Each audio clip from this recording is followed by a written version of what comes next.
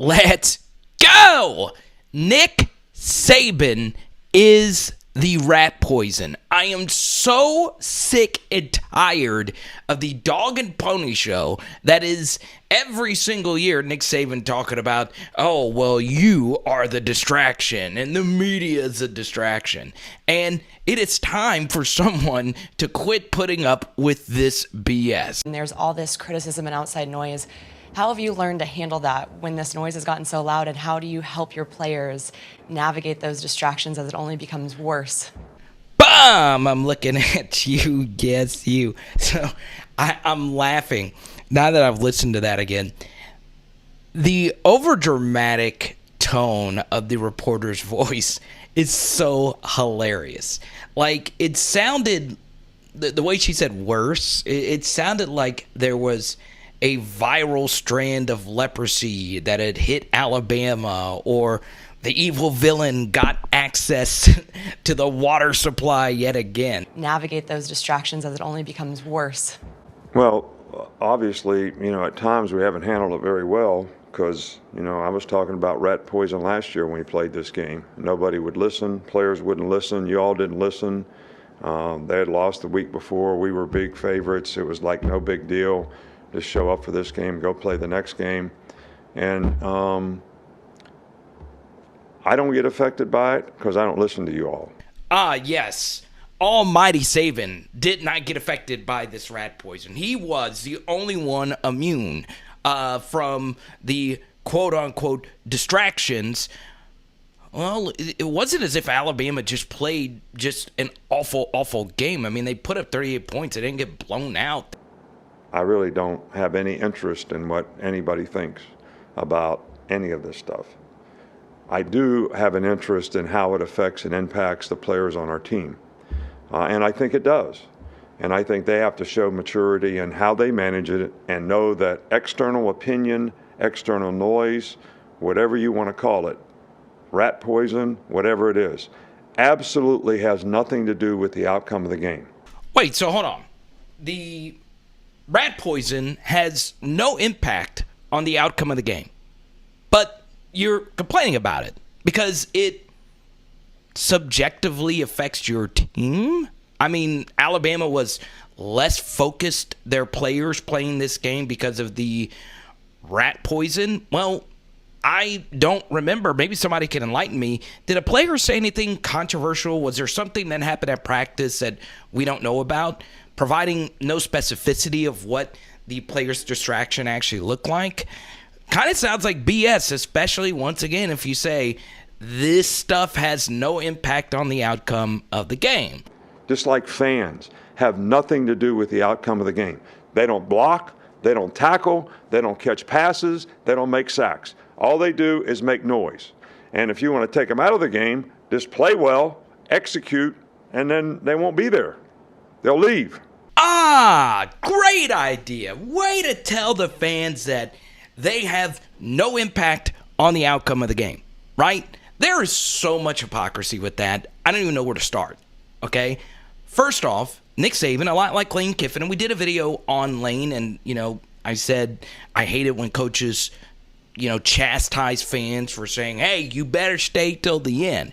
I kind of understood why Lane was doing that, though. That was a big game for Ole Miss this weekend versus Kentucky, and Ole Miss fans do have a reputation of leaving early. So I'm a little bit more sympathetic to that, but not to Nick Saban. When he did the same thing, calling out students for leaving games early, while in the same breath just then saying, well, fans, all they do is make noise. Now, is that quote that he just gave, was he talking about Arkansas fans? Was he talking about road crowds? I don't know. But remember, the initial question was about social media rat poison, right? And truth be told, when we're actually talking about rat poison, a lot of it comes from people that aren't even fans of college football, right? We've all seen and dealt with social media trolls, okay? So, look, I just think it's a bad message, right? The fans are the reason why I'm able to do college football YouTube. The fans are the major reason why Nick Saban gets the salary that he gets. The fans are the major reason why these players get these platforms and get to play in these cathedrals and get to change the outcome of a lot of their lives, right? And I hate it. I am very defensive of when millionaire coaches call out the fans in any shape, form, or fashion, right? It just doesn't look good. But remember, this is Nick Saban, and this is a rat poison, and only he is the one that is not affected by this. So these are external factors that cannot affect how you think as a competitor in terms of respecting winning, respecting what you have to do to win, and how important it is. Knowing that we're going to get the other team's best game, because they can all get well beating us. So that's how I try to handle it. Does anybody listen? Sometimes, sometimes not. Bum! I'm looking at you. Yes, you right now. So, the irony of this whole thing is, well, Nick Saban himself has been rat poison on so many different levels. The first thing is, yes, I actually do agree with what he said at the end. Other teams are going to give you their absolute best shot. And while Arkansas didn't play their best in the first half of this game in particular, they still made some amazing plays such as that one to stay in this game. And we broke down some of those in our video earlier this week talking about the Razorbacks. But truth be told, a big reason why Arkansas got back in this game was some really rough coaching from Saban. He was the one that decided on 4th and inches with a 230-pound quarterback and a really good running game to punt the football back to Arkansas when you should probably go for it on 4th and inches every single time. It has a higher than 70% conversion rate. So, and it's probably higher because Arkansas's defense isn't great and Alabama's running game is really great. So you go for it. You punt the football back. It allows Arkansas to score and get back into the game. No big deal. You're a conservative coach. You want to punt and play defense? That's fine. You're going to do that. You better make sure your special teams, which is something, of course, the head coach doesn't directly coach. You do have a special teams coach. But in this instance, you've got to be playing for the onside kick. Instead, you're not even 10 yards. You're 13 yards, and you have your middle guys going backwards at the kick right here. Okay, if they had just played this normal, this probably wouldn't be converted, or at the very least, it would be a tougher conversion. Give Arkansas a lot of credit for the perfectly executed onside kick, but that, of course, allowed Arkansas to score and stay in the game. And then, of course, they had a bad snap on a punt that allowed Arkansas to stay in. So, yeah, you don't want to get beat by a backup quarterback, coach better. You don't want to allow Arkansas back in the game? Go for it. But honestly, the rat poison leading into this Saban versus Jimbo thing was created by guess who?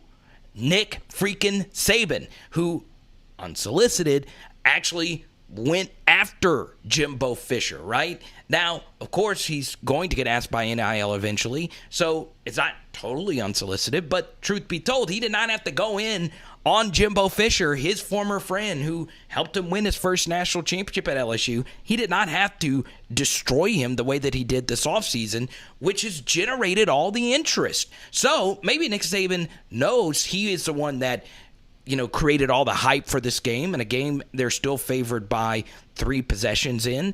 Maybe he understands that he is the reason why this quote-unquote rat poison actually happened. Right? So, it's kind of interesting that the whole distraction, there wasn't a single question. Maybe there was. Maybe I didn't see it. But there hasn't been a single question that anybody's asked that said, hey, you did generate a pretty big distraction this offseason. Do you regret that?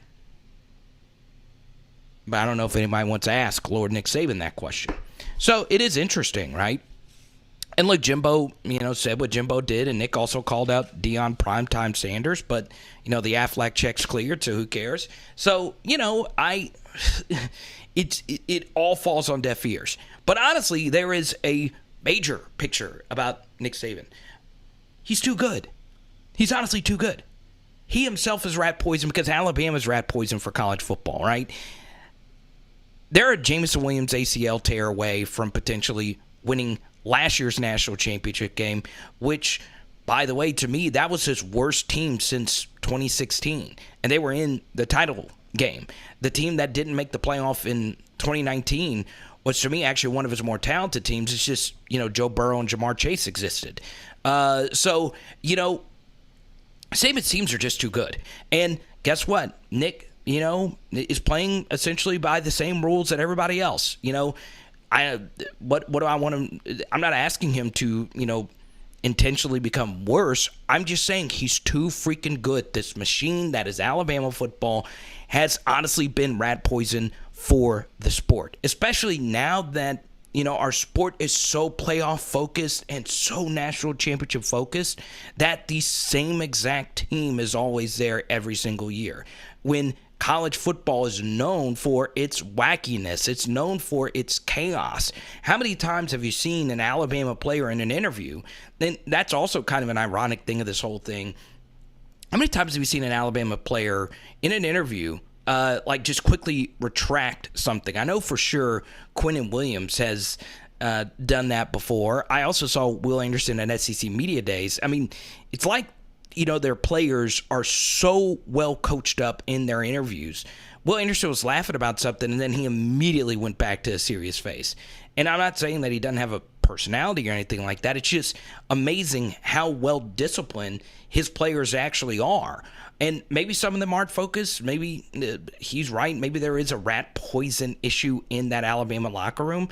But honestly, you won't ever see an Alabama player do what the Auburn offensive lineman did today. Alabama was one of the most disciplined teams in the country, and it's a big reason why they haven't lost, along with all the talent and Saban being too freaking good. So he himself has made the sport kind of boring for the national fan base, the more casual viewer, right? And it's just the truth. So obviously comment down below. I know I'm going to have a lot of Alabama fans coming after me. I have been as pro Saban of any LSU person, any honestly SEC person that's not an Alabama fan that you're going to find.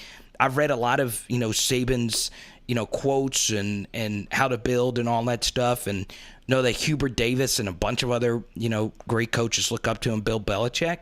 But man, that quote, someone's got to say something about how crazy this rat poison stuff is. It's gone too far. It is Power Hour SEC. Boom. And tonight, we're doing some steak quesadillas. Let's go.